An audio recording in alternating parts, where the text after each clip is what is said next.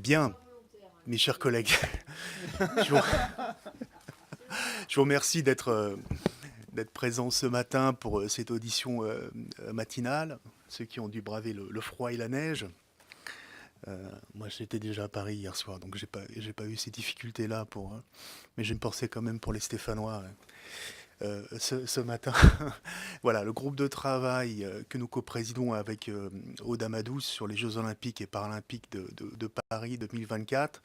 souhaitait, dans le cadre de ces auditions menées pendant le débat budgétaire en particulier, que nous puissions aujourd'hui avoir un échange avec non seulement le président de l'association des DTN, Philippe Bana, qui est à côté de moi, et qui s'est beaucoup mobilisé ces dernières semaines sur la question des conseillers techniques et sportifs, mais aussi qu'on puisse avoir une illustration, un exemple concret à partir d'une fédération. Donc Philippe nous a proposé que ce soit la fédération de l'escrime, et donc il est accompagné ce matin à la fois par Laurence Modem, qui est directrice technique nationale de la Fédération française d'escrime, par Jean-Philippe Dorel, qui est entraîneur national, manager du sabre en particulier, et qui est aussi de la Fédération française d'escrime, et puis d'une athlète que vous avez peut-être reconnue, qui est Cécilia Berder, qui est sabreuse, et qui elle est multi-médaillée au niveau mondial, sur le plan individuel, aussi en équipe, avec l'équipe de France. Ce que nous souhaiterions, et je vais vite vous laisser la parole pour qu'on puisse avoir l'échange après avec les députés qui sont présents ce matin du groupe de travail, c'est que, si vous le pouvez, Monsieur le Président, vous nous expliquiez très factuellement, aujourd'hui,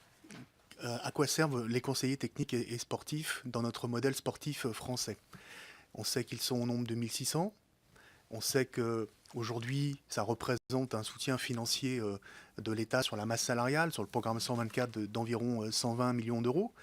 On voit à peu près les grandes fonctions, les directeurs techniques nationaux qui font le pilotage national, les entraîneurs nationaux et les conseillers techniques nationaux qui, eux, accompagnent le parcours d'excellence de nos sportifs de haut niveau et des équipes de France. Et puis nous voyons dans nos territoires aussi les conseillers techniques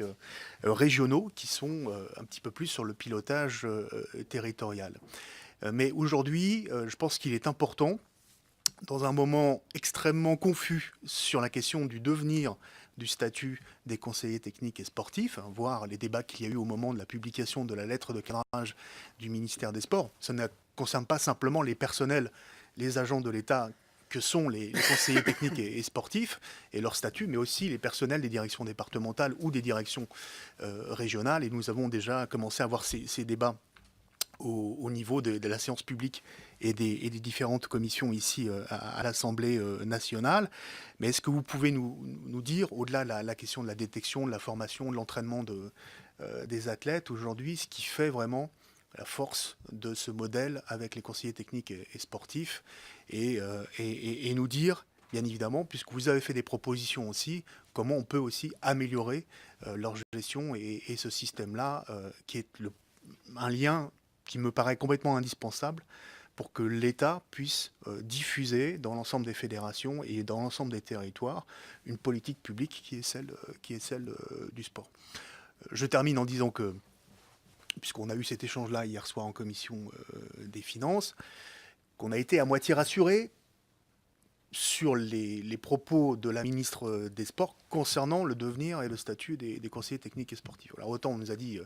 ils ne perdront pas leur emploi. Bon, ils sont quand même agents publics de la fonction publique d'État, donc c'est quand même difficile de les défonctionnariser. Mais devant les sénateurs, la ministre a aussi indiqué qu'ils devraient prendre une nouvelle place dans le nouveau modèle qui était en train de se bâtir, hein, donc celui d'une agence des sports, et qu'il serait peut-être mis à disposition des fédérations ou des collectivités territoriales. Bon, ce qui pour l'instant n'a pas complètement, je dirais, rassuré l'ensemble des personnels qui sont sous le statut des conseillers techniques et sportifs. D'ailleurs, je pense que vous êtes comme moi aujourd'hui destinataire d'un certain nombre de courriers des conseillers techniques et sportifs dans nos territoires qui s'inquiètent. Donc je vous passe la parole, Philippe, pour une petite introduction, et puis ensuite, bien évidemment, à la délégation de la Fédération française d'escrime. Merci Régis, merci à tous.